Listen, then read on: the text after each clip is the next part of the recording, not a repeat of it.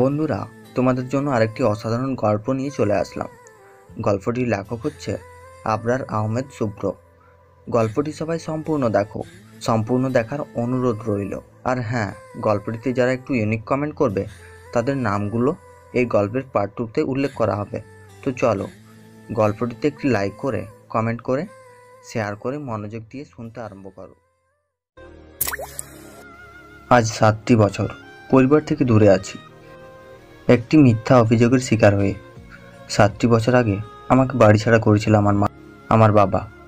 দোষী আমি ছিলাম না, তবুও অপবাদের শিকারটি হয়েছিলাম। কি দোষ করেছিলাম জানতে চান? তাহলে শুনুন, ফ্ল্যাশব্যাকে যাওয়া যাক। আব্বুর বন্ধুর মেয়ে তিথি আমাকে ভালোবাসে, কিন্তু তাকে আমি ছোট বোনের মতোই দেখি। তবুও আমাদের বাড়ি যতবার আসবে আমার পেছনেই লেগে থাকবে। আজও ঠিক একই রকম। রুমে শুয়ে আছি, হঠাৎ, তুই আমাকে ভালোবাসবি না? বল, কি হলো, বলবি না? জীবন যেতে পারে, তবুও তোকে আমি ভালোবাসবো না, কারণ তোকে আমি আমার ছোট বোনের মতোই দেখি। আমাকে ভালোবাসবি না, তাই না? কখনোই না। তাহলে নিজেকে অপবাদের হাত থেকে বাঁচিয়ে দেখা। কি করতে চাচ্ছিস তুই? দেখ, খারাপ কিছু করবি না, বলে দিলাম। ওর কথাই ভয় পেয়ে গেলাম, তবুও নিজেকে স্বাভাবিক রেখে বললাম, কিছুই না, শুধু দেখতেই থাক। প্লিজ আমার কথাটা শোন, আমাকে আর কিছু বলতে না দিয়ে। বাঁচাও, বাঁচাও, কেউ আমাকে বাঁচাও, আমার সতীত্ব শেষ করে দেবে। নাকা কান্না করতে করতে চিৎকার করছে তিথি, আর চুড়িদারটির হাতাগুলো ছিঁড়ে ফেলেছে। মুখে লেগে আছে এক শয়তানি হাসি। হঠাৎ বাইরে তিথির আব্বু আম্মু, ভাই, আমার আব্বু আম্মু আর বড় আপু সবাই বাইরে চিৎকার করে ডাকছে আর দরজা ধাকাচ্ছে। হঠাৎ তিথির ভাইয়া দরজা খুলে ফেলল। আসলে দরজা তিথিই খুলে দিয়েছিল। আবার দৌড়ে আমার উপর এসে পড়ল, যাতে সকলে সন্দেহ করে যে শুভ্র তাকে ধর্ষণ করেছে। তারপর সকলে রুমের ভেতরে ঢুকে দেখলো আমি তিথির নিচে আপত্তিকর অবস্থায় পড়ে আছি। ওর জামা কাপড়ের অবস্থা একদমই খারাপ। ব্যাস, যা হওয়ার তাই হলো। সকলে আমার দিকে আঙুল তুলল। সে সময় তো আমার মা এসে দুগালে দুটো করে চাটের চট মেরে দিল আর বলতে লাগলো, আমার ছেলে এমন হবে তা আগে জানতে পারলে তো আমি ওর জন্মের সময় ওর গলা টিপে মেরে ফেলতাম। মা, বিশ্বাস করো, আমি কিছুই করিনি, সব ওই করেছে আমাকে ফাঁসানোর জন্য। ঠাস ঠাস, তোকে জন্ম দিয়েছি এইসব করার জন্য? তোর ওই নোংরা মুখ নিয়ে আমাকে মা বলে ডাকবি না, তোকে আমি ঘৃণা করি। আমার ছেলে আজ আমার কাছে আপু, তুই বিশ্বাস কর, আমি কিছুই করিনি, সব ওর সাজানো নাটক। ও আমাকে ফাঁসানোর প্ল্যান করছে। ঠাস ঠাস, তুই কোন মুখে আমাকে আপু ডাকলি? আমার যে ভাই ছিল সে আমার কাছে মৃত। আব্বু, তুমি এই ধর্ষককে বাড়ি থেকে বের করে দাও, বের করে দাও একে। এমন ছেলে থাকার চেয়ে না থাকা ভালো, নাহলে কখন যে ঘরের মেয়ের সাথে কী নে কী করবে তা কোনো নিশ্চয়তা নেই। আজ থেকে আমার যে ছেলে ছিল তা আজ এখন এই মুহূর্ত থেকে আমার কাছে মৃত। আজই তুই এই বাড়ি ছেড়ে চলে যাবি। আন্টি আঙ্কেল, আপনারা অত্যন্ত আমাকে এইটুকু বিশ্বাস করুন, আমি কিচ্ছুই করিনি। কি বিশ্বাস করব? একজন ধর্ষককে বিশ্বাস করব যে আমার মেয়ের সতীত্ব হরণ করার চেষ্টা করেছে? তাকে কখনোই না। তুই একজন ধর্ষক, আজকে তোকে পুলিশে দিব। হ্যাঁ, তাকে পুলিশে দাও। দয়া করে এই কাজটা করবেন না ভাই সাহেব, নাহলে আমার মান সম্মান কিছুই থাকবে না। আজই সে বাড়ি ছেড়ে চলে যাবে, নাহলে আমার মরা মুখ দেখবে। হ্যাঁ, তাহলে তাই হবে। খুব সুন্দর। শুধুমাত্র তোর একটি মিথ্যে নাটকের জন্যই আমি আজ ঘর ছাড়া হচ্ছি। চিন্তা করিস না, এর ফল তুই আর তোর পরিবার একদিন পাবেই। আর আপু, ও সরি, আপনারাও আমাকে অবিশ্বাস করলেন, সমস্যা নাই, আপনারা আমাকে আর কখনো খুঁজে পাবেন না সত্যটা জানার পর। সকলে ভালো থাকবেন, আর তুইও ভালো থাকিস। কখনোই ফিরবো না আপনাদের কাছে। তারপরই সেদিন বাড়ি থেকে বের হওয়ার আগে আমার ল্যাপটপের সাথে আমার কেনা কিছু জিনিসপত্র নিয়ে চলে আসলাম স্কুলের গেটে। সেখান থেকে চলে গেলাম সোজা প্রিন্সিপাল স্যারের রুমে। গিয়ে নক করলাম, may I come in sir? Yes, coming. আরে শুভ্র যে, কি মনে করে স্যারের কেবিনে? কোনো সমস্যা হয়নি তো? স্যার এক নাগাড়ে প্রশ্ন করা শুরু করে দিলেন। না স্যার, সমস্যা আর আমি স্যার আমার টিসি লাগবে। মানে কি বলছিস এইসব? তোর টিসি কেন লাগবে? সে অনেক লম্বা কাহিনী, প্লিজ স্যার, আমার দেরি হয়ে যাচ্ছে। কি হয়েছে আমাকে খুলে বল। এখানে না, অন্য কোথাও চলেন স্যার। আচ্ছা চল আমার বাসায়, সেখানে না হয় বলবি। না স্যার, অন্য কোথাও প্লিজ। আমার বাসায় মানে আমার বাসায়? অ্যান্ড দ্যাটস ফাইনাল, চল। আচ্ছা চলুন, তার আগে কথা দিন আমার বাবা মাকে আমার ব্যাপারে কিছুই জানাবেন না। আচ্ছা ঠিক আছে চল। তারপরে স্যার ভাইস প্রিন্সিপালকে দায়িত্ব দিয়ে আমাকে নিয়ে সোজা ওনার বাসার উদ্দেশ্যে রওনা হলেন। আর এর মধ্যে আপনাদের আমার পরিচয় দিয়ে নি কেমন? আমি হলাম বরাবরের মতন আপনাদের শুভ, মানে আবরার আহমেদ শুভ্র। বাবা মায়ের আদরের সন্তান ছিলাম, কিন্তু এখন নেই। তা কেন হয়তো এতক্ষণে বুঝে ফেলেছেন। আর আমার একটি বড় বোনও ছিল, সেও এখন নেই। আমাকে সকলেই পর করে দিয়েছে একটি মিথ্যে অপবাদের কারণে। যাক গে সেসব কথা। আমার বাবা ছিলেন চট্টগ্রাম শহরের একজন নামকরা ব্যবসায়ী, আর প্রিন্সিপাল স্যার হলেন আব্বুর ছোটবেলার বন্ধু। আমাকেও স্যার আপন ছেলের মতনই ভালোবাসে। ওনারও একটি ছেলে আছে, নাম আদনান। বয়সে আমার বড়, তিনি লেখাপড়ার জন্য দেশের বাইরে থাকেন। এ হলো আমার পরিচয়, বাকিটা গল্পে জেনে যাবেন। তো আপনাদের পরিচয় দিতে দিতেই স্যারের বাড়ির কাছাকাছি চলে এসেছি। অল্প কিছুক্ষণের মাঝেই পৌঁছে গেলাম। তো গাড়ি থেকে নেমে সোজা ওনার বাসার ভেতরে চলে গেলাম। গিয়ে দেখি আন্টি সোফায় বসে টিভি দেখছে। আমাকে এই সময় দেখে অবাক হয়ে গেলেন আর বলতে লাগলেন, আজ সূর্য কি তার দিক হারিয়ে ফেলেছে নাকি? কেন আন্টি, আর আমাকে দেখে এত অবাক হচ্ছ কেন? না মানে তুই তো কোনোদিন নিচ থেকে আসিস না, তোদের বাসায় গেলে সাথে নিয়ে আসতে হয়, তাই অনেকটা অবাক হলাম। আচ্ছা অবাক হওয়ার কিছু নেই, আগে ওকে নিয়ে ভেতরে যাও, ওর সাথে অনেক ইম্পর্টেন্ট কথা আছে। পেছন থেকে কথাটি বলে স্যার রুমে চলে গেলেন। আচ্ছা ভিতরে আয়। চলো। যা শুভ, ফ্রেশ হয়ে আয়, আমি তোর জন্য কফি নিয়ে আসছি। আচ্ছা ঠিক আছে। এরপর ফ্রেশ হয়ে আদনান ভাইয়ার রুমের সোফায় বসলাম। এর মধ্যেই আন্টি কফি নিয়ে হাজির। এসেই বলতে লাগলো, তা জনাব, আজ হঠাৎ আন্টির বাসায় কি মনে করে? বলবো, যা বললে। তুমিও তোমাদের বাসায় থাকতে দিবা কি না সন্দেহ আছে। কি এমন কথা যার জন্য আমি তোকে মানে আমার ছেলেকে আমার বাসায় থাকতে দিব না?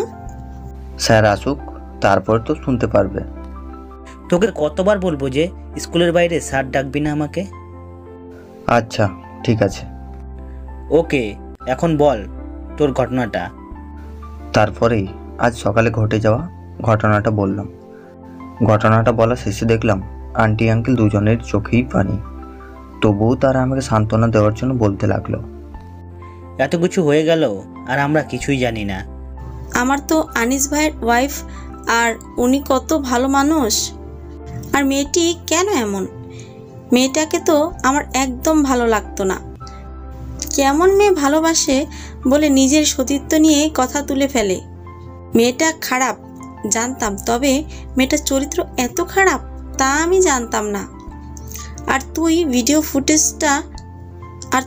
ফুটেজটা তোর আপুর মোবাইলে সেন্ড করে দে, তারপরেই তারা বুঝবে কোনো কিছু সিদ্ধান্ত নিতে হলে ভেবে চিন্তায় নেওয়াই ভালো।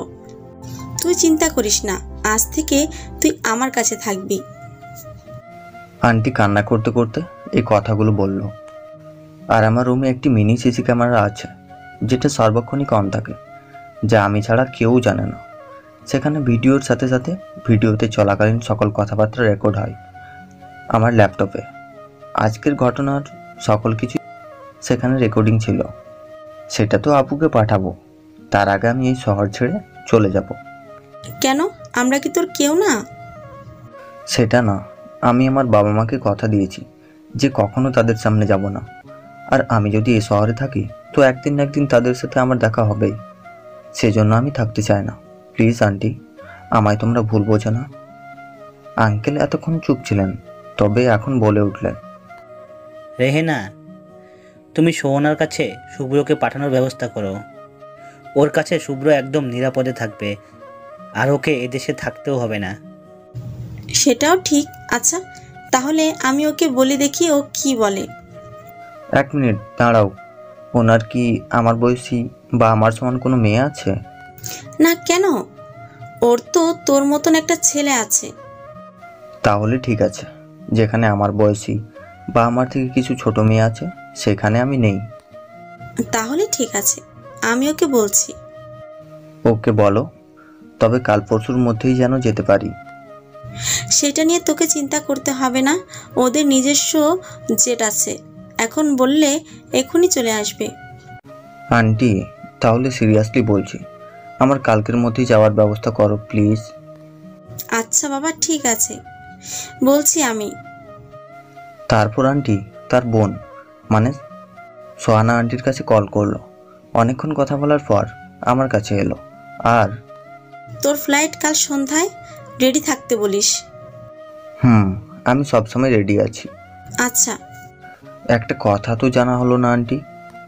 কি কথা? কোন দেশে থাকে তোমার বোন?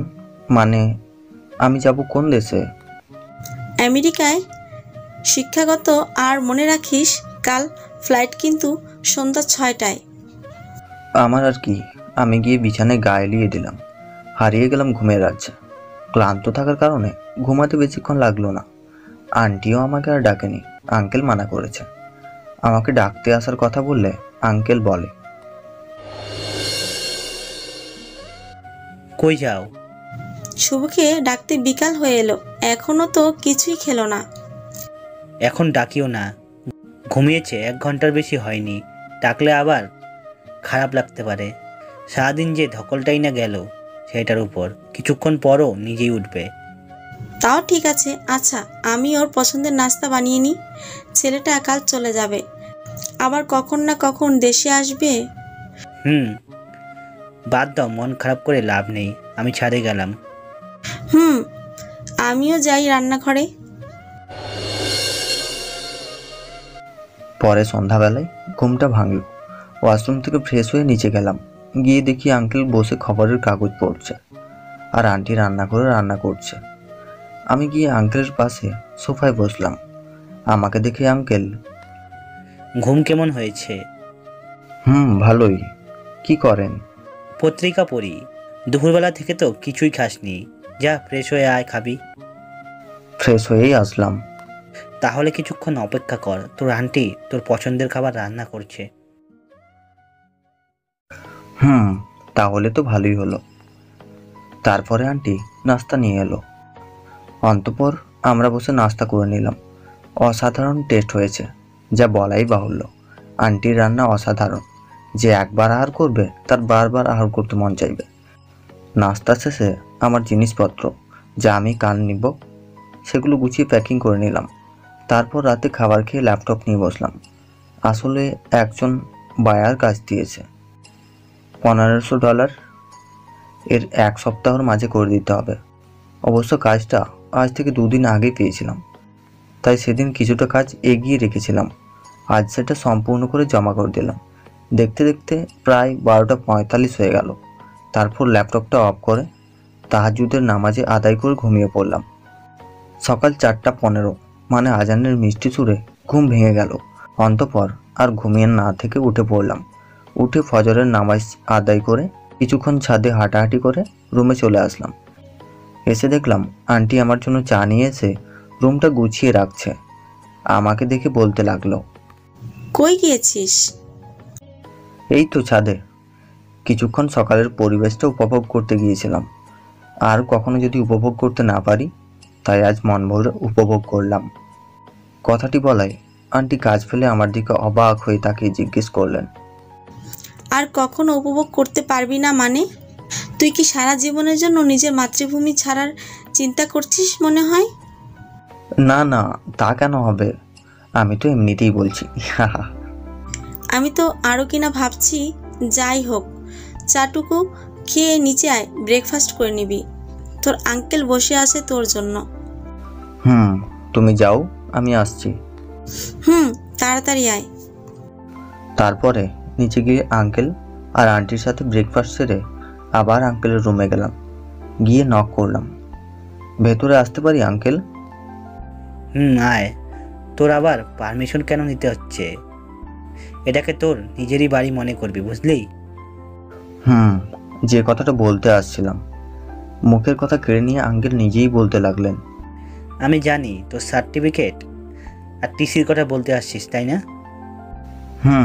আপনি বুঝলেন কি করে? আমি অবাক হয়ে গেলাম। আঙ্কেল আমার মনের কথা বুঝলো কেমন করে? অবাক হতে হবে না। ছেলের বাবা কি এমনি এমনি হয়েছি? হাজার হলেও তুই আমার ছেলের মতন। তোর কথা আমি বুঝবো না? তা কি করে হয় বল? তাছাড়া সব কিছু কাল রাতেই রেডি করে রেখেছি। এই নে ধর। ভালো করে দেখ তো সব ঠিক আছে কিনা। তারপরে ফাইলের সকল কাগজপত্রে চোখ বুলিয়ে নিলাম। হ্যাঁ, সব ঠিক আছে। তবে ট্রান্সফার সার্টিফিকেটটা তো দেননি? ওইটা কিছুক্ষণ পর পিওন এসে দিয়ে যাবে। আর সব কিছু ঠিক আছে তো? সব ঠিক আছে, শুধু ট্রান্সফার সার্টিফিকেটটা ছাড়া।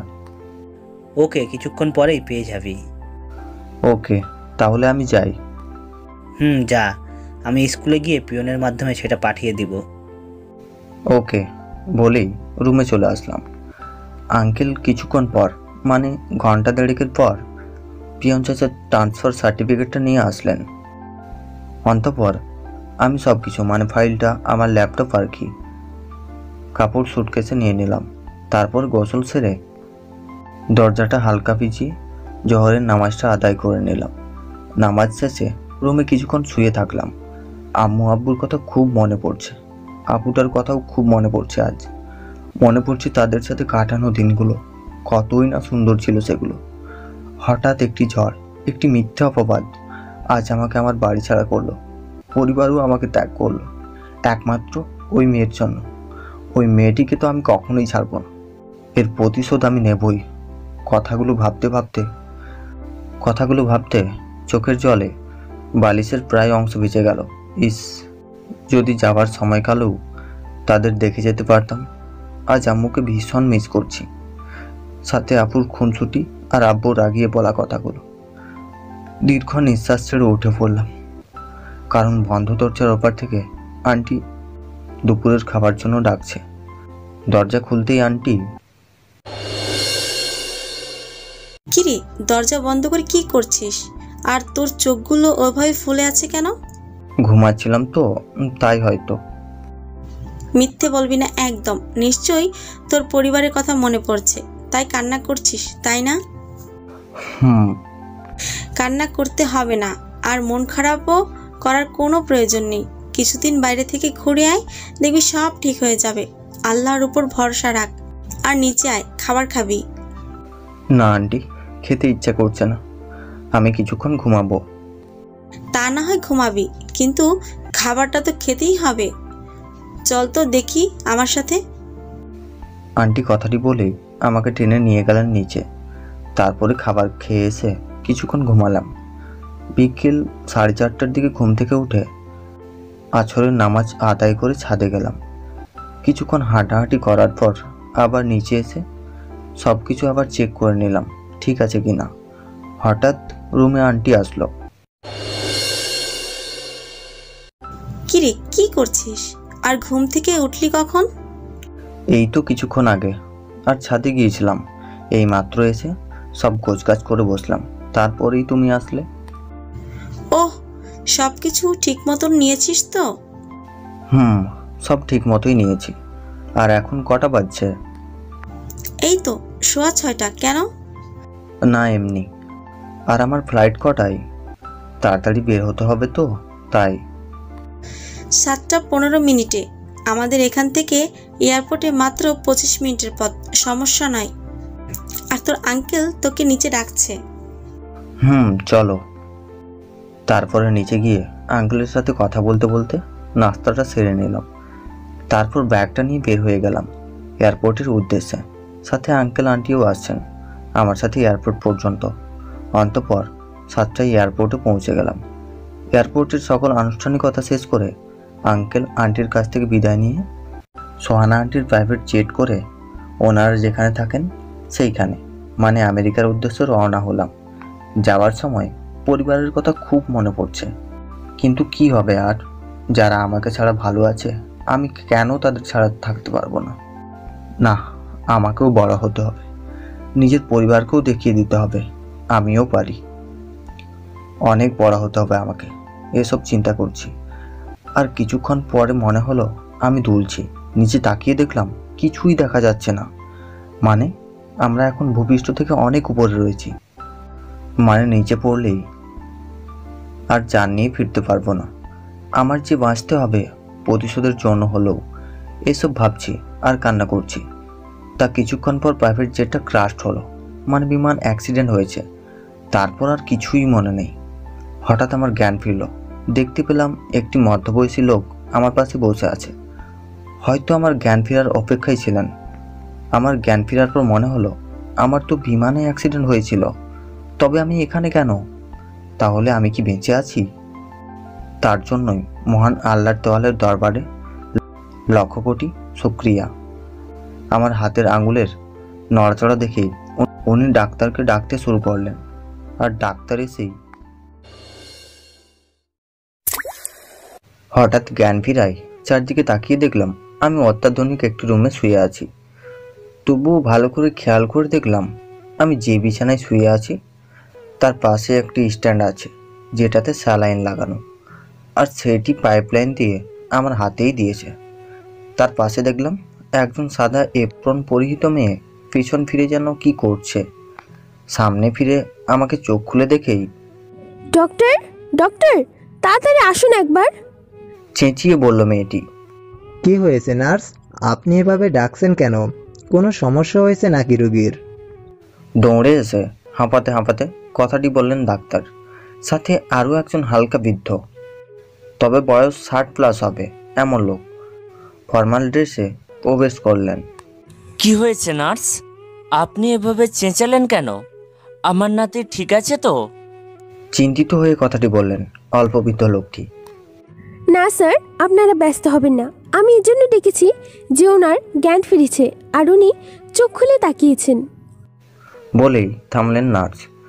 আমি এতক্ষণ হাবলার মতো নদীর দিকে তাকিয়ে ওরা ঠিক কী নিয়ে কথা বলছে সেটা বোঝার চেষ্টা করছি, তবে আমাকে নিয়ে কথা হচ্ছে সেটা ভালো করেই বুঝতে পারলাম। হঠাৎ পানির পিপাসায় চেঁচিয়ে উঠলাম, পানি, পানি হবে? নার্স, ওনাকে এক গ্লাস পানি দেন। আর তোমার এখন কেমন ফিল হচ্ছে? বলে আমার কি যেন চেক করে নিলেন ডাক্তার। মোটামুটি ভালোই। আমি এখানে কেমনে? আর উনিই বা কে? উনি তোমার দাদু, উনিই তোমাকে নিয়ে এসেছে। নার্স আমাকে পানি দিলে সেটার পুরোটাই খেয়ে ফেললাম। আর এদিকে ডাক্তার আমাকে নাতি বলে ডাকা লোকটাকে, মানে দাদুকে নিয়ে ওনার কেবিনে চলে গেলেন। সেখানে গিয়েই আমার তো জাস্ট বিলিভই হচ্ছে না যে এমন একজন ক্রিটিক্যাল পেশেন্ট কেমনে এত তাড়াতাড়ি ঠিক হয়ে যায়। সেটা জাস্ট আনবিলিভেবল। এক নাগাড়ে কথাটি বলেই থামলেন ডাক্তার। যাক, যা হয়েছে সেটা ভালোই হয়েছে। আল্লাহ যা করেন ভালোর জন্যই করেন। এখন ওর আগের স্মৃতির ব্যাপারে একটু দেখলে ভালো হয়। সেটা পরে জানা যাবে, তবে তার আগে ওকে একদিন সেফ অবজারভেশনে রাখতে হবে। সেটা পরেই জানা যাবে ও কতটুকু সুস্থ হয়েছে। আচ্ছা, তাহলে তাই হোক। আর ওর খাবারের কিছু একটা ব্যবস্থা তো করতেই হবে, তা না হলে ওর শরীরটা আরও দুর্বল হয়ে যাবে। সেটা ব্যবস্থা নিশ্চয়ই হয়ে যাবে। আর ওর শরীরের অবস্থা যা পর্যবেক্ষণ করলাম, আপাতত 85% ঠিক আছে। আপনি কি ওকে এখানে রাখবেন নাকি বাড়ি নিয়ে যাবেন? হ্যাঁ, ওকে বাড়িতে নিয়ে যাব। আর দরকার হলে বাকি ট্রিটমেন্ট বাড়িতে করাবো। তার সকল টাকা আমি দেব। আচ্ছা, তাই হবে। তবে দেখি আজ অবজারভেশনে ওর অবস্থা কেমন হয়। দোয়া করুন যাতে সুস্থ হয়ে যায়। ইনশাল্লাহ, অবশ্যই সুস্থ হয়ে যাবে। আর কতক্ষণ পর নেবেন ওকে? এই তো 1 ঘন্টা পর। তার ভিতরে আপনি বাড়ির সব কিছু রেডি করে আসুন, আমি গিয়ে একবার দেখে আসি। বলেই উনি বেরিয়ে গেলেন। আর বয়স্ক লোকটি চলে গেলেন তার বাড়িতে। গিয়ে সব সার্ভেন্টদের নির্দেশ দিলেন যে আগামীকালের মাঝেই যেন বাড়ির চারদিক আগের মতন আবার পরিষ্কার করা হয়, কারণ ওনার নাতি আসবে। তাই সেদিন পুরোটাই আমাকে অবজারভেশনে রাখা হয়েছিল। আমার শরীরের অবস্থা ভালো হওয়ার কারণে আমাকে হাসপাতাল থেকে আজ ছাড়িয়ে আনা হয়েছে একটা রাজপ্রাসাদ তুল্য বাড়িতে। বাড়িটা এত সুন্দর আর এত বডিগার্ড দিয়ে আবিষ্ট করেছে যে অল্পবৃদ্ধ লোকটি মনে হচ্ছে উনি অনেক বড় লোক। আমি তো বাড়িটার দিকে কতক্ষণ হাঁ হয়েছিলাম, তার হুঁশ আমার কিঞ্চিত পরিমাণও ছিল না। তবে দাদু পরিচয় হওয়া লোকটির ডাকে আমার হুঁশ ফিরল। যাক, ভালোই হলো, না হলে এখানে রাত্রি যাপন করতে হতো। আমাকে এমন হাবলার মতন দাঁড়িয়ে থাকতে দেখে মুচকি হেসে, বাড়িটা তোমারই, এভাবে দেখার দরকার নেই। আগে সুস্থ হয়ে নাও, তারপর না হয় মন ভরে দেখিও।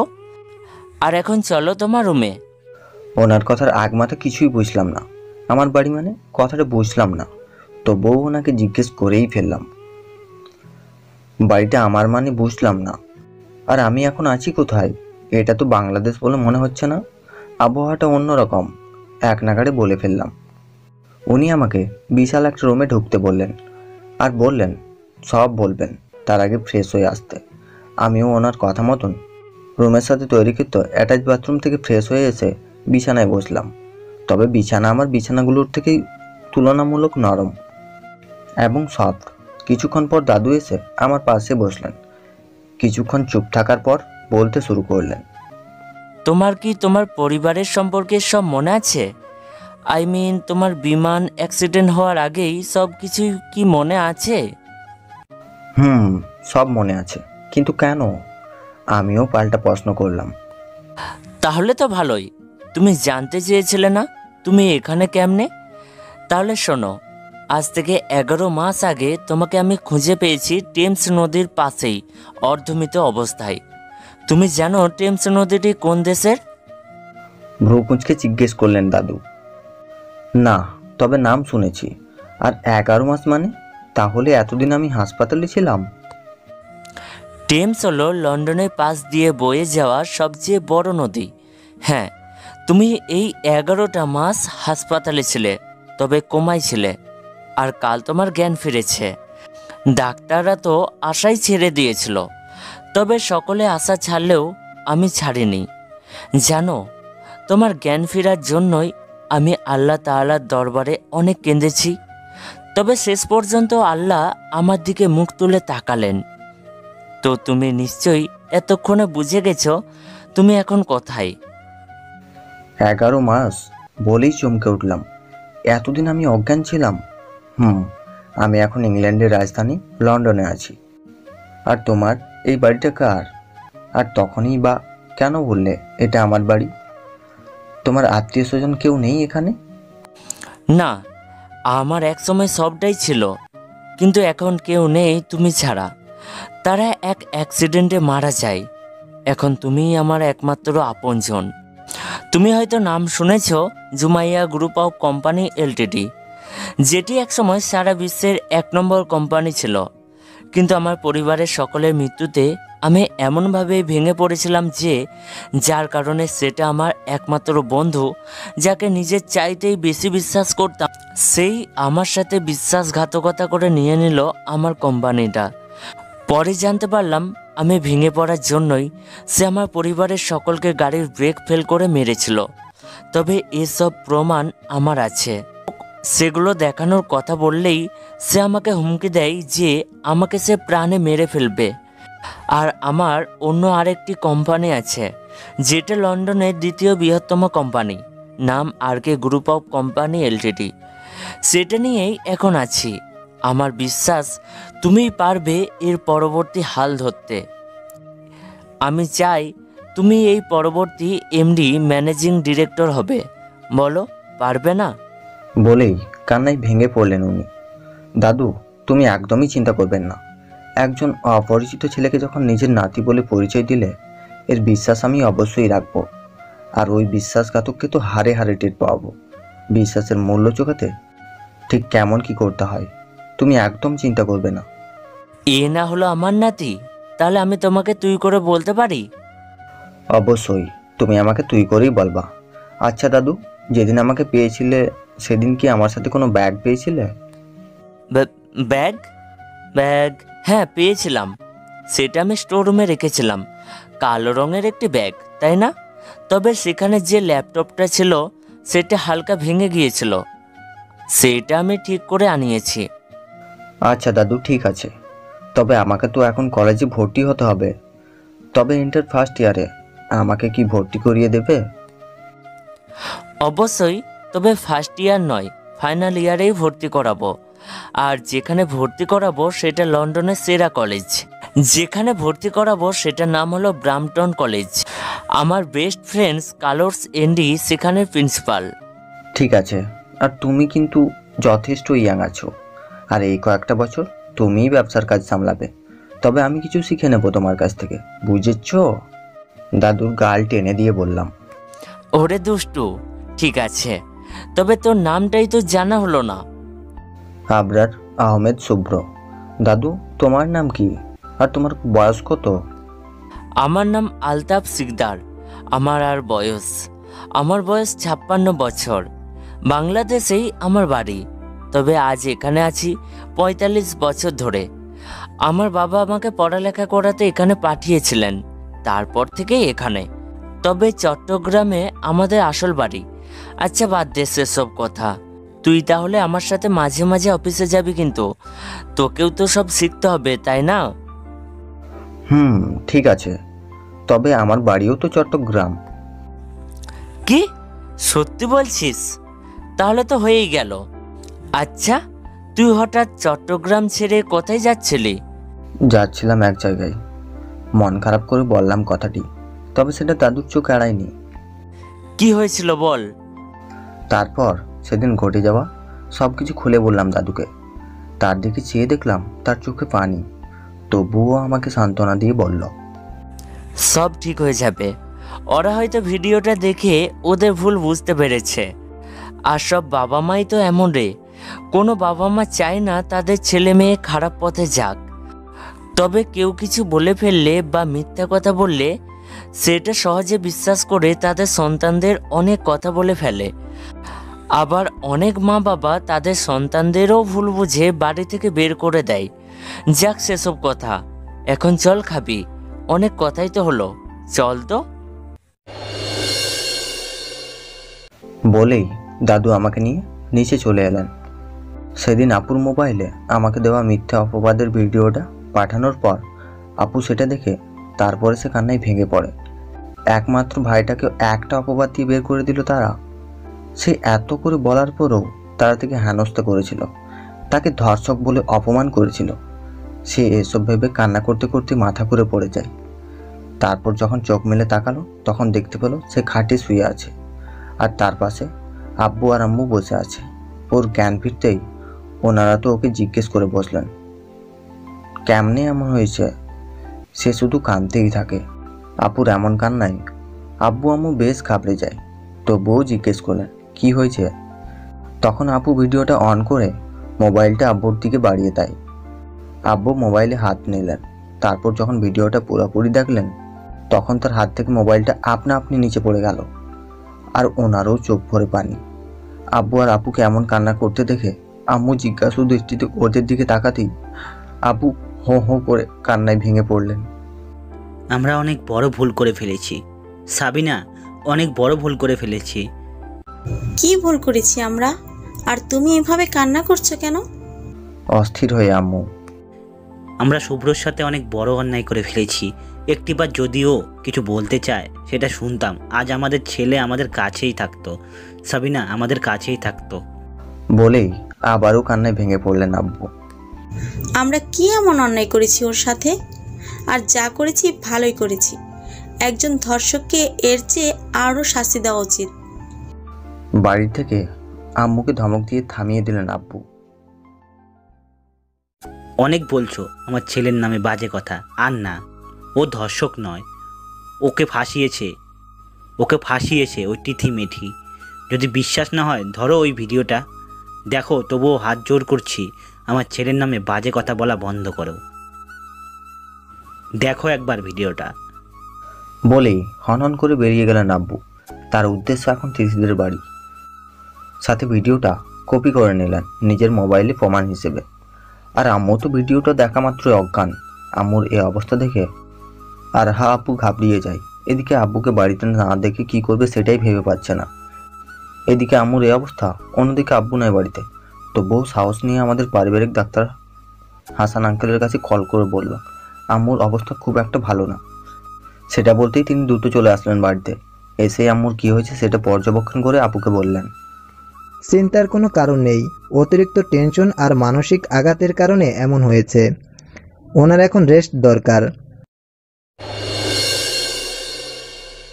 তিনি ছাদে তার ফুল গাছে পানি দিচ্ছিল আর গুনগুন করে গান গাচ্ছিল। হঠাৎ খেয়াল করলো একটি কালো রঙের গাড়ি তাদের বাড়িতে ঢুকছে। গাড়িটা তার চেনা চেনা লাগছিল, তবে গাড়ি থেকে আব্বুকে নামতে দেখে তার বুক ধুপ করে উঠল।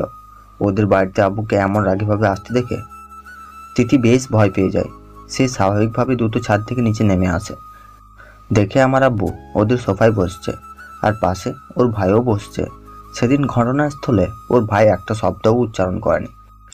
সে নিশ্চিত তার বোনের মুখে দুষ্টু হাসি দেখছিল। তার পরের দিন থেকে সে তার বোনের সাথে একটু কম মেশে।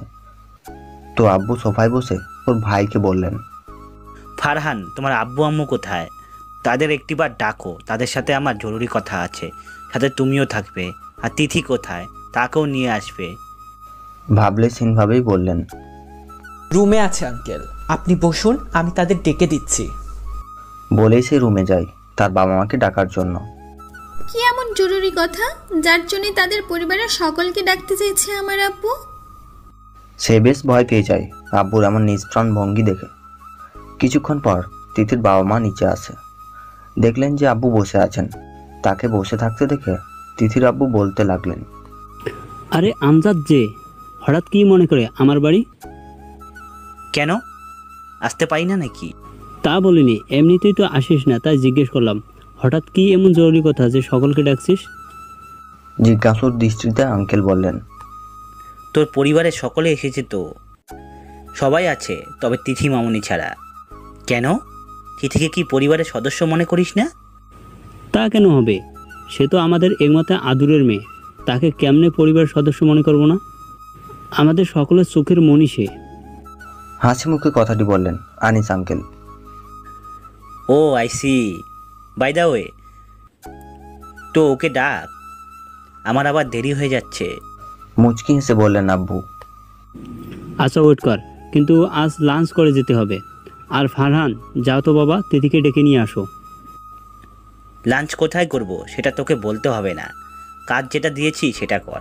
কি হলো হঠাৎ তোর? এভাবে রেগে যাচ্ছিস কেন? ডাকতে তো পাঠিয়েছি, একটু ধৈর্য ধর। আসলে তিথি দরজার আড়ালে দাঁড়িয়েছিল। আব্বু রেগে যাওয়াতে দরজার আড়াল থেকে বেরিয়ে আসলো। হঠাৎ সেখানে উপস্থিত হলো আম্মু আর আব্বু। তাদের দেখে তিথির গা কাঁপাকাঁপি অবস্থা। সে চিন্তায় পড়ে গেল।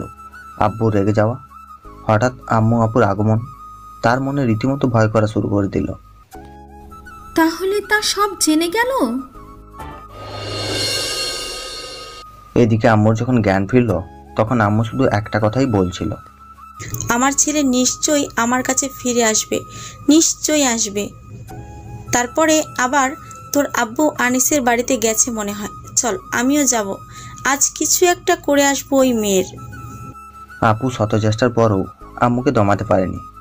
শেষে কিছুই করতে না পেরে আম্মুকে নিয়ে রওনা হলো আনিস আঙ্কেলের বাড়িতে, মানে তিথিদের বাড়িতে। আম্মু আর আপুর এভাবে আসাতে আনিস আঙ্কেল সহ ওনার স্ত্রী বেশ অবাক হয়ে যায়, কারণ আম্মু বাড়ির পোশাক পরেই চলে এসেছেন আর চুলগুলো বেশ অগোছালো। আম্মু এসেই আনিস আঙ্কেলকে রাগান্বিত স্বরে জিজ্ঞেস করে ফেললেন, আনিস, তিথি কোথায়? বল, তিথি কোথায়? চিৎকার করে বলল, কি হয়েছে ভাবি, তোমরা সবাই তিথিকে কেন খুঁজছো? ও হয়তো নিচে আসছে, একটু ধৈর্য ধরো। ধৈর্য অনেক হয়েছে, আজ একটা না একটা ব্যবস্থা করতেই হবে। রেগে গিয়ে বলল আপু। আব্বু আম্মু আর আপুকে এভাবে রাখতে দেখে সকলে বেশ অবাক হলো। সেই সাথে একজন বেশ ভয় পেয়ে গেল। সে তো ধরেই নিল আজ সে ফেঁসে গিয়েছে। সে আর কেউ না, সে হলো তিথি। সে অনেক কষ্টে সোফার ধারে এসে দাঁড়ালো। তাকে দেখে আব্বু মারতে গেলে আম্মু বাধা দেয়। তিথিকে সোফার এক কোণে দেখে আব্বু জিজ্ঞেস করলো, তিথি, সত্যি করে বলো, শুভ্র তোমার সাথে কিছু করছে বা করতে চেয়েছে? সে আমাকে রেপ করার চেষ্টা করেছে। তাই? সত্যি বলছো তো? মিথ্যে নয় তো? আব্বু তা আবার শান্ত স্বরে। হ্যাঁ বলার আগেই তার দুগালে 4টা চড় পড়লো। আর হ্যাঁ, সেগুলো আমার আপুই মেরে দিল। মেরে সে চিৎকার করে বলতে লাগলো, এতই যখন ওকে ভালোবাসতি তাহলে ওর নামে মিথ্যা অপবাদটা কেন দিলি? কেন আমাকে ভাই হারা করলি? কেন আমার মা বাবাকে সন্তান হারা করলি? বল বল বল। তিথির চুলের মুঠি ধরে ঝাঁকাতে ঝাঁকাতে চিৎকার করে আপু। তিথি ব্যথায় কাঁকিয়ে উঠল। আপু লাগছে, প্লিজ চুল ছেড়ে দাও। তাহলে বল, কেন কেন আমার ভাইটার সাথে এমন করলি? কেন? এতক্ষণ তিথির পরিবারের সকালে চুপ করে ওদের কাণ্ড দেখছিল, কিন্তু আপু তিথির চুল ধরাতে যখন তিথি ব্যথায় কঁকিয়ে উঠল, তখন তিথির মা আর চুপ থাকতে পারলেন না। তিনি গিয়ে আপুকে ধরে 2টি চড় মেরে দিলেন আর বলতে লাগলেন, ওর বড় হয়েছিস বলে ওকে চড় মারবি? চুল ধরে ঝাঁকাবি? কি পেয়েছিস আমার মেয়েকে, যাকে জন্ম থেকে আজ পর্যন্ত একটা ফুলের টোকা দিইনি, তাকে? বলে আরও 2টি চড় মেরে দিলেন। আপুকে চড় মারতে দেখে আব্বু রেগে গেলেন। তিনি চিৎকার করে, এনাফ ইজ এনাফ, অনেক হয়েছে। তিথি, তোমার সাহস কি করে হয় আমার মেয়েকে মারার? তোমার মেয়ে অপরাধ করেছে, তাই আমার মেয়ে ওকে মেরেছে। ওকে ফুলের টাকা দাওনি বলেই আর সে এমন একটা কাজ করতে দুবার ভাবেনি। আর হ্যাঁ, ওকে মেরেছে, বেশ করেছে। তুমি কোন সাহসে আমার মেয়ের গায়ে হাত তুলেছ?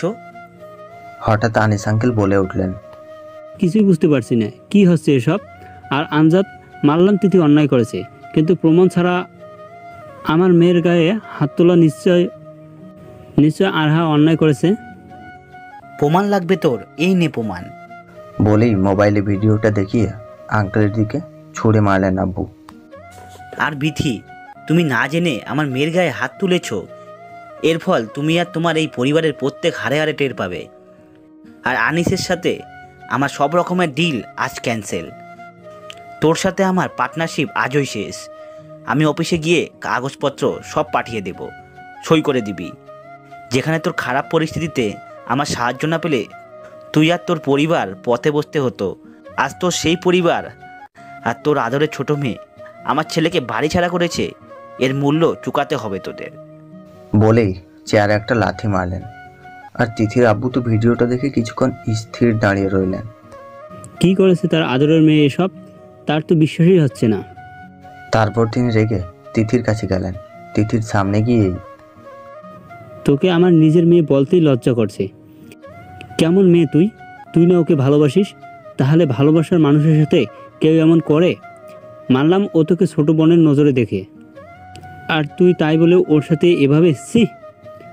বাবা বিশ্বাস করো, এগুলো আমি করতে চাইনি, এতে আমার কোনো হাত নেই। কান্না করতে করতে তিথি, তাহলে এই ভিডিওটা কি মিথ্যা বলছে? কেন করলি ছেলেটিকে বাড়ি ছাড়া? না বাবা, ভিডিও সত্যি, কিন্তু এটা না করলে উনি ওকে মেরে ফেলতো। এখন তুমিই বলো, কি করে আমি আমার ভালোবাসার মানুষটাকে নিজের সামনে মরতে দেখবো? বলো কেমনে দেখবো? বলো না, আমি কেমনে দেখবো? আমি কি করে দেখবো? উনি মানে কে সে? বলো আমাকে। অস্থির হয়ে বললেন আঙ্কেল। নামটা বললে উনি আমাকে আর আমার পরিবারের সকলকে মেরে ফেলবে। প্লিজ আঙ্কেল, আমার কাছ থেকে জিজ্ঞেস করবেন না। তাহলে এর পিছনে অন্য কেউ আছে, তাকে তাড়াতাড়ি খুঁজে বের করতে হবে, নাহলে সে শুভ্রের কোনো ক্ষতি করে দিতে পারে। আমজাদ, চল শফিকের বাসায়, ওর সাথে কথা বলে কিছু পরামর্শ নিতে পারবো। আমাদের সকল সমস্যার সমাধান কিন্তু ওই দিত। আজ নিশ্চয় ওর কাছ থেকে সঠিক সমাধান পাবো। বলেই আব্বুর দিকে এগোলেন আনিস আঙ্কেল। আমারও তাই মনে হয়। আচ্ছা চল। বলে ওরা বেরিয়ে গেল। তিথির মা অপরাধীর মতন বসে রইল। সে না জেনে আরহার উপর হাত তুলেছে, তাও তার মেয়ে দোষ করা সত্ত্বেও। তবুও লাজ লজ্জা ছেড়ে আপুর কাছে গেলেন। আরহা মামনি, আমাকে মাফ করে দাও, আমার ভুল হয়ে গেছে। আমি আসলে... ওনাকে থামিয়ে দিয়ে আপু, আন্টি, মানুষের ভুল হয়, সমস্যা নাই। আমি আপনার মেয়েকে মেরেছি আর আপনি আমাকে, ইকুয়াল ইকুয়াল। হাসি মুখে বলল আপু। আম্মু একটা কথাও বলেনি, তবে এখন তিনি বলে উঠলেন, তিথি এইদিকে আয়। সে ছল ছল দৃষ্টিতে আম্মুর দিকে তাকালো, তারপরেও ভয়ে ভয়ে আম্মুর কাছে গেল। তাকে এইভাবে দেখে আম্মু মুচকি হেসে বলল, কি রে মা, ভয় পাচ্ছিস কেন? আমি তোকে কিচ্ছু বলবো না, তবে তোর মাকে বলবো। তার মায়ের দিকে ফিরে কথাটি বলল আম্মু। জি আপা বলুন, আমি আপনার সব কথাই শুনবো। কিসের আপা? কোন মুখে আপনি আমাকে আপা ডাকলেন? আম্মুর এমন কথায় তিনি মাথা নিচু করে ফেললেন। তার এমন ভাবভঙ্গিতে আম্মু হেসে ফেললেন, তবুও হাসি আটকে রেখে বলল, আমি আপনার আপা নই, আপনি হবেন আমার বেয়ান, আর তিথি হবে আমার আদরের বৌমা। বলে হেসে দিল আম্মু। এমন কথায় তিথি বেশ লজ্জা পেল। সে দৌড়ে রুম থেকে চলে গেল। আর তিথির আম্মু তো হাঁ হয়ে গেলেন আম্মু এমন একটা পরিস্থিতিকে সহজভাবে নেওয়ার কারণে। তবুও তিনি নিজেকে সামলিয়ে বললেন, সত্যি বলছেন আপা? না মানে বেয়ান? হাসি মুখে তিথির আম্মু, সত্যি বলছি বেআইন।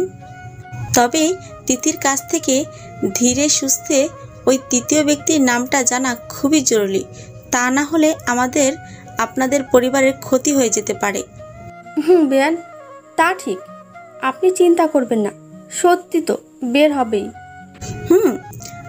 আরহা যাও তিথির কাছে, আর ওর কাছ থেকে মাফ চেয়ে নিবে। অন্যদিকে আমার আর তিথির আব্বু গেলেন শফিক আঙ্কেলের মানে প্রিন্সিপাল স্যারের বাসায়। সেখানে গিয়ে তারা যেটা শুনলেন সেটার জন্য তারা মোটেও প্রস্তুত ছিলেন না। কারণ কথাটি হলো, প্রিন্সিপাল স্যারের বাসায় সেদিন আব্বু আর আঙ্কেল যখন যায় তখন তারা দেখেন প্রিন্সিপাল স্যার মানে শফিক আঙ্কেল বাসায় মুখ ভার করে বসে আছেন। তার চোখে মুখে দুশ্চিন্তার ভাব, আর আন্টি বসে বসে কান্না করছেন। তখনই আব্বু আর আঙ্কেল সেখানে প্রবেশ করেন। আব্বু আর আঙ্কেলকে প্রবেশ করতে দেখে স্যার আন্টি ঘাবড়ে যান, তবুও নিজেদের সামলিয়ে নেন। স্যার আর আন্টিকে এমন দুশ্চিন্তাগ্রস্ত হতে দেখে আঙ্কেল প্রশ্ন জুড়ে দিলেন, কিরে তোকে আর ভাবি কেমন লাগছে কেন? কি হয়েছে? আদনানের কিছু হয়েছে কি? এক নাগাড়ে প্রশ্ন করলেন আঙ্কেল। না ভাইজান, আদনানের কিছুই হয়নি, হয়েছে অন্য একজনের। আব্বুর দিকে তাকিয়ে বলেন আন্টি। অন্য একজন মানে কে সে? পাল্টা প্রশ্ন করলেন আঙ্কেল। শুভ্রের। বলে কান্নায় ভেঙে পড়লেন স্যার, সাথে আন্টিও কান্না করে দিল। শুভ্রের কি হয়েছে বল, ও কোথায়? কান্না করিস না, সব বলছি আমি, ওর ব্যাপারে আমি সব জানি, একদম সকল কিছুই। কান্না করতে করতে বললেন প্রিন্সিপাল স্যার। তিনি ভীষণ আপসেট। বিমান ক্রাশের ঘটনাটি শোনার পর থেকে তিনি নিজেকে দোষারোপ করে আসছেন, কারণ তিনিই বলেছিলেন শুভ্রকে দেশের বাইরে পাঠিয়ে দিতে। বল, আর শুধু আগে এইটুকু বল যে আমার ছেলে ঠিক আছে। বলবো, তবে যেটা বলবে সেটা শুনে বিচলিত বা কোনো প্রকার চিন্তা করবে না, কারণ আমার মন বলছে শুভ্র এখনো বেঁচে আছে, ওর প্রতিশোধ নেবার জন্যই বেঁচে আছে। নিজের কান্না থামিয়ে বললেন আন্টি। শুভ্র বেঁচে আছে মানে? কি হয়েছে আমার ছেলের? বল ভাই বল। কান্না করে স্যারকে ঝাঁকাতে ঝাঁকাতে বললেন আব্বু। আঙ্কেল মানে তিথির আব্বুকে শান্ত করিয়ে আঙ্কেলকে বলতে বললেন পুরো ঘটনাটা। তারপরে আঙ্কেল পুরো ঘটনা বলতে বলতে কান্নায় ভেঙে পড়লেন। সাথে সেখানে যারা ছিল সবাই কান্নায় ভেঙে পড়ল। তবুও আঙ্কেল নিজেকে শান্ত রেখে বললেন, আমি খবর পেয়েছি এসবের পিছনে হাত আছে কবির চৌধুরী। তাকে নিজের বন্ধু ভাবতেও আমার ঘৃণা হয়। ওর সাথে আছে তোর পিতৃ আইমান সাদিক। তোর সব খবর সে কবিরকে সবসময় ইনফর্ম করতো। তুই কেমনে জানলি এসব? আমাকে শুভ্রের বেস্ট ফ্রেন্ড রায়ান সাহায্য করেছে, সাথে ওদের আরেকটা বেস্ট ফ্রেন্ড অয়ন আইমানের সকল ডাটা হ্যাক করে নিয়েছে। তুই কি জানিস শুভ্র একজন হোয়াইট হ্যাকার? আর শুভ্রকে বাড়ি থেকে বের করার মূল কারণ কি জানিস? কি কারণ? তুই বলেছিলি না রাকিবের সাথে আর বিয়ে দিবি, আর এর একমাত্র কারণ হলো আর সাথে তার ছেলে রাকিবের বিয়ে দিয়ে তোর সম্পত্তি সব হাতিয়ে নেওয়া। এসব কিছু শুভ্র জেনে যায়, আর ও সহ ওর বন্ধুরা সিদ্ধান্ত নেয় এসবের প্রমাণ তোর হাতে দিবে, কিন্তু বিদিবাম সেটা রাকিবের কাছে কেমনে পৌঁছে যায় সেটা 3 বন্ধুই বুঝতে পারে না। কিন্তু আমি জেনেছি, তা হলো তাদের 3 বন্ধুর ওপর আগে থেকে রাকিবের সন্দেহ ছিল, তাই সে তার লোক লাগিয়ে রেখেছিল। আর সেদিন তারা যখন সেই সিদ্ধান্তটা নেয় তখন তার লোক সেগুলো শুনে ফেলে আর রাকিবকে গিয়ে বলে দেয়। তারপর তারা এটাও জানতে পারে যে তিথি শুভ্রকে ভালোবাসে, তাই তাকে দিয়ে নাটক বানিয়ে শুভ্রকে পরিবার ও আমরা বন্ধুদের পরিবারের কাছেও ছোট করে বের করে দেয়। তারপর তারা তিথিকে স্কুল থেকে কিডন্যাপ করে আর কি করতে হবে সেগুলো বুঝিয়ে দেয়। আর এও বলে যে যদি সে কোনো রকম চালাকি করে তো তার পরিবারকেও শেষ করে দিবে। আর এটাই হলো মূল কাহিনী, আর এটি কালকেই জানতে পেরেছি আমি।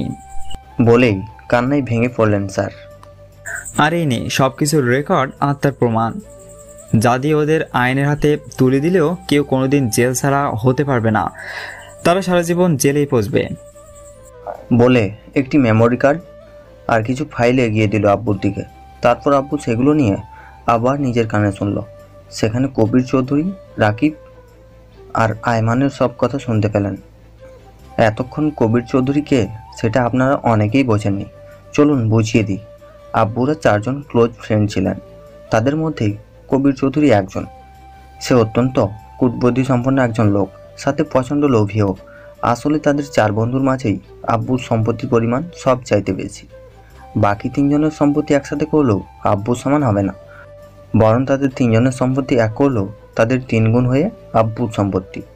তবে এরা 3 বন্ধু মানে আমার আব্বু, তিথির আব্বু, আনিস আঙ্কেল আর প্রিন্সিপাল স্যার মানে শফিক আঙ্কেল অনেক ভালো। এইটুকুই তাদের বন্ধুদের পরিচয়। আমার 4 বেস্ট ফ্রেন্ডের একজন এমন কাজ করবে সেটা আমার ধারণার বাইরে। ধিক্কার এমন বন্ধু নামক কালসাপদের, যারা সামান্য সম্পত্তির জন্য এমন নোংরা কাজ করতে 2 বার ভাবে না। তাহলে এখন উপায় কি? আব্বু বেশ গম্ভীরভাবেই বললেন কথাটি। আমার শালাজের একটা বন্ধু আছে যে বাংলাদেশের নামকরা একজন উকিল, হানিফ সরকার। তার সাথে এই বিষয়ে আলোচনা করা যেতে পারে। সে আমাদের সর্বোচ্চ সাহায্য করবে আশা করছি। কথাটি বেশ কিছুক্ষণ চিন্তা করেই বললেন আনিস আঙ্কেল। তাহলে তাই হোক, আমরা 3 জন একসাথে যাব, দেখবি আমরা সফল হব ইনশাল্লাহ। আজ থেকে আমি শপথ করছি, আমি সামান্য সম্পত্তির আশায় বন্ধুত্ব নামক বন্ধনটাকে কখনোই ছিন্ন করব না। দরকার হলে জীবন দিয়ে দিব, তবুও না। আমি একইভাবে শপথ করছি, আমিও সামান্য সম্পত্তির আশায় বন্ধুত্ব নামক বন্ধুত্বটাকে কখনো ছিন্ন করব না। দরকার হলে জীবন দিয়ে দেব, তবুও না। 3 বন্ধুর হাত একত্র করে তাদের 3 বন্ধুর এমন ভালোবাসা দেখে আন্টি নীরবে কেঁদে ফেললেন। সেটাই হোক, তবে কিন্তু আমি শুভ্রের মাকে কি জবাব দিব? কিভাবে বলবো যে তার ছেলে আর বেঁচে নেই? ভাই সাহেব, আমার কেন জানি মনে হচ্ছে শুভ্র বেঁচে আছে। আমার কথা যদি সত্যি হয় তবে একদিন দেখবেন শুভ্র ঠিকই ফিরে আসবে, আর সর্বপ্রথম আমার কাছেই আসবে। বলেই কেঁদে দিলেন আন্টি। তাই যেন হয়, তবে ওর মা বোনকে আমি কি জবাব দিব? ওর আম্মুর আর আপুকে বলতে হবে ও অভিমান করে বিদেশে চলে গিয়েছে, আর ও ফিরে আসবেই, সেটা আমাকে কথা দিয়েছে। তাহলে এটাই এখন বলতে হবে। আর আদনান কবে আসবে? ওর আসতে আরও 5 বছর আছে। গেল মাত্র 4 মাস হচ্ছে, কিন্তু হঠাৎ ওর কথা জিজ্ঞেস করছিস যে? কারণ আমি তোর সাথে আমার সম্পর্ক আরও দৃঢ় করতে চাই, মানে আরহা আর আদনানের বিয়ে দিতে চাই। ও এই ব্যাপার, ওকে, তাহলে তো ভালোই। আরহাকেও আমার বৌমা হিসেবে খুব পছন্দ, আর মেয়েটিও খুব লক্ষ্মী। এখন সবাই আপন আর আমি পর। কে তোকে পর করেছে কুত্তা? আমার ছেলে যদি ফিরে আসে তাহলে ওর সাথেই তিথির বিয়ে দিব ইনশাআল্লাহ। যে মেয়ে নিজের ভালোবাসার মানুষটাকে বাঁচাতে নিজের ভালোবাসার বিসর্জন দিতে পারে, তাকে কি নিজের ছেলের বউ করতে আমার কোনো অসুবিধা নেই। কি বলেন বেয়ান সাহেব? আমিও একমত বেয়ান। আচ্ছা চল, আমাদের অনেক কাজ বাকি আছে।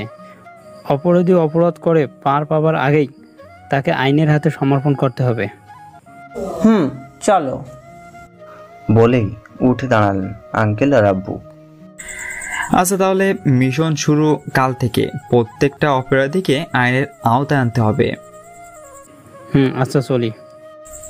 বেআইন আর ভাইজান আবার আসবেন। আচ্ছা বেআইন। মুচকি হেসে গাড়িতে উঠে পড়লেন তারা। সোজা চলে এলেন তিথিদের বাড়িতে। সেদিন তিথিদের বাড়িতে গিয়ে সবার সামনে প্রিন্সিপাল স্যারের বাড়িতে কী কথা হয়েছিল সব বলছিলেন আব্বু।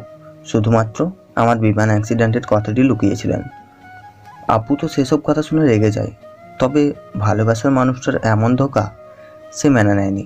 কারণ আপুও রাকিবকে অনেক ভালোবাসত, আর রাকিবের নামে সব কথা শুনে প্রতিজ্ঞা করে যে সে রাকিবের মতো বিশ্বাসঘাতককে ভুলে গিয়ে আদনান ভাইয়ের সাথে নতুন জীবন শুরু করবে লন্ডনের দাদুর বাড়িতে। তো সুস্থ হওয়ার কিছুদিন পর দাদু আমাকে নতুন কলেজে ভর্তি করিয়ে দিলেন। তার কিছুদিন আগে আমাকে নতুন মোবাইল কিনে দিলেন, সাথে আমার প্রয়োজনীয় জিনিসপত্র সব কিনে দিলেন। কাপড়ের কথা কি বলবো, যেন পুরো মার্কেট তুলে নিয়ে এসেছেন। তো সব গুছিয়ে নিয়ে ভাবলাম, আসলে দাদু অনেক ভালো। একটা অপরিচিত ছেলেকে নিজের নাতি বলে আপন করে নিয়েছে, আপন করে নিয়ে সব দিয়েছেন। এমন মানুষগুলোর জীবনে আসলে অনেক দুঃখ কষ্ট ভরা। সে যাই হোক, ও ভুলেই তো গিয়েছি। আজ 1 মাস হতে চলল, আর আন্টিকে একটা কল পর্যন্ত করা হলো না। বলেই আগে ল্যাপটপ থেকে নাম্বারটা মোবাইলে সেভ করলাম। যেই ভাবা সেই কাজ, আন্টিকে কল করলাম। প্রথমবার কেটে গেল, দ্বিতীয়বার প্রথম রিং হতে রিসিভ করলেন। আসসালামু আলাইকুম, কে বলছেন? আন্টির কণ্ঠে স্পষ্ট বিরক্তির চাপ। হয়তো কাজ করছিলেন, আসলেই তো এখন বাজে 11টা। হয়তো রান্না করে কাজ করছিলেন। তবুও নিজেকে সামলিয়ে নিয়ে বললাম, আসসালামু আলাইকুম আন্টি, কেমন আছো? ওয়ালাইকুম আসসালাম। তোমার কণ্ঠটা চেনা চেনা লাগছে। ওহ, তাহলে আমাকে চিনতে পারোনি। আচ্ছা রাখি। আপন বলতে আর কেউ রইল না। মন খারাপ করে রেখে দিতে গেলাম। এই, তোকে আমি অনেক আগেই চিনতে পেরেছি, তবে আরও শিওর হওয়ার একটু বাজিয়ে দেখলাম। তবে বিশ্বাস ছিল তুই সেদিন বেঁচে যাবি। দেখলি তো, আল্লাহ আমার কথা রেখেছেন। কান্না জড়িত কণ্ঠে আন্টি, আন্টি, না হলে এত বড় একটা দুর্ঘটনা থেকে কেউ বেঁচে ফিরতে পারে না। সবই আল্লাহর দয়ালার ইচ্ছা। তো সবাই কেমন আছে? সবাই ভালো, তবে তোর ফ্যামিলির অবস্থা ভালো না। রাকিবরা তোর বাবাকে সব সময় হুমকি দিচ্ছে যেন তোর আপুকে আর তোদের কোম্পানিকে নিজের করে নেওয়ার জন্য। কাল এসেছে। তো আমি কি করতে পারি? আমি তাদের কেউ না, আর ওদের কথা আমাকে একদম বলবে না। রেগে গিয়ে বললাম, এমন কথা একদমই বলবি না। ওরা ওদের ভুল বুঝতে পেরেছে। তোর আম্মু আর আপু খালি নিজেদের দোষারোপ করে। কিছুদিন আগে তোর আপু সুস্থ হয়েছে, তোর চিন্তায় সে সুইসাইড পর্যন্ত করতে গিয়েছিল। কেমনে সে নিজের ভাইকেই ধর্ষক বলেছিল শুধুমাত্র সেই কারণে। আর তিতির কথা কি বলবো, মেয়েটা নিজের ভালোবাসাকে বিসর্জন দিয়ে শুধুমাত্র তোকে আর তার পরিবারকে বাঁচাতে। এমন মেয়েকে আমরা খারাপ ভেবে অনেক বড় ভুল করেছি রে। আজ 2 বছর হতে চলল, সে এমন একটি দিন যায়নি যে তোর জন্য চোখের জল ফেলে না, আল্লাহর দরবারে কান্না করে না, শুধুমাত্র তুই ভালো থাকার জন্য। বলেই কান্নায় ভেঙে পড়লেন আন্টি। কি বলছো এইসব? আর ওর ভালোবাসাকে বিসর্জন দিয়ে আমাকে বাঁচিয়েছে মানে? কিছুই তো বুঝছি না, বুঝিয়ে বলো। অবাক হয়ে বললাম আমি। হ্যাঁ, সে তোকে বাঁচিয়েছে কারণ সে জানতো যে তিথি তোকে নিজের জীবনের চেয়েও বেশি ভালোবাসে, আর তোর জন্য সব কিছুই করতে পারে সে। তাই সে তিথিকে হুমকি দিয়েছিল যে তোকে যাতে যে কোনো অপবাদ দিয়ে বাড়ি থেকে বের করে দিতে, না হলে ও তোকে মেরে ফেলবে। ও যদি তোকে বাড়ি ছাড়া না করতো তাহলে রাকিব তোর কোনো না কোনোভাবেই ক্ষতি করার চেষ্টা করতো, এমনকি তোকে মেরেও ফেলতো। একবার ভেবে দেখ, তিথি তোকে বাঁচানোর জন্য কতটা ত্যাগ স্বীকার করেছে, এমনকি নিজের ভালোবাসা বিসর্জন দিয়ে তোর পরিবারকে তাদের ছেলে হারার থেকে বাঁচিয়েছে। হয়তো তোর কাছে সে অপরাধী, কিন্তু একজন সুস্থ চিন্তাধারার মানুষের কাছে সে একজন মহৎ মেয়ে। আচ্ছা, আমারও তাই মনে হচ্ছে। আর এ সম্পর্কিত কথা পরে বলবো। আর একটি কথা, তোমার সাথে যে আমার কথা হয় সেটা আঙ্কেল ছাড়া আর কেউ যেন জানতে না পারে। ও হ্যাঁ, আমি কথা দিচ্ছি, এখন থেকে তাদের আর কেউ হুমকি দিতে পারবে না। সেটা তাদের মানে আমার পরিবারকে বলে দিও। আচ্ছা ঠিক আছে, তবে তুই এখন কোথায় আছিস আর কার কাছে আছিস সেটা তো বল, না হলে যে আমার মনটা শান্তি হবে না। আমি এখন একটা দাদুর কাছেই আছি। ও, তবে কেমনে কি? তারপর 2 বছর আগে থেকে বর্তমান পর্যন্ত সব কথাই বললাম। কার কাছে আছি, সে কে, কি তার পরিচয়, একদম সব কিছু। সেটা বলার পর আন্টি তো অবাক হয়ে, সত্যি বলছিস? দেখলি, বললাম না, আল্লাহ সব সময় তার বান্দাদের জন্য সব কিছুই ভালো করে। ওকে, তাহলে ঠিক আছে। ওকে, তাহলে ভালো থাকিও বলেই কেটে দিলাম। এখন মনটা বেশ ফ্রেশ লাগছে, কারণ সকলের কথা জানতে পারলাম। এও জানতে পারলাম এসবের পেছনে মূল মাস্টারমাইন্ড কে। আচ্ছা, তিথি কি সত্যিই আমাকে ভালোবাসে? হয়তো হ্যাঁ, না হলে আমাকে বাঁচানোর জন্য এত কিছু করতো না। তাও আবার নিজের ভালোবাসাকে বিসর্জন দিয়ে। সে যাই হোক, দাদুকে বলে রাকিব কুত্তাদের ব্যবস্থা করতে হবে। এসব লোভী মানুষের জন্যই আজ জাতি, সমাজ, দেশ ধ্বংসের মুখে। তারপরে দাদুর কাছে গেলাম। কাল থেকে আবার আমার ক্লাস শুরু। আর আমি আন্টিকে যে কথা দিলাম আমার পরিবারকে আর কেউ হুমকি দেবে না, তাই তার একটা ব্যবস্থা করতেই দাদুর কাছে যাওয়া। তো দাদুর রুমে গিয়ে দেখলাম দাদু বসে আছে। এসে দেখি দাদু কিছু ফাইলপত্র নিয়ে বসে কি যেন ভাবছে, আর তাকে খুব চিন্তিত দেখাচ্ছে।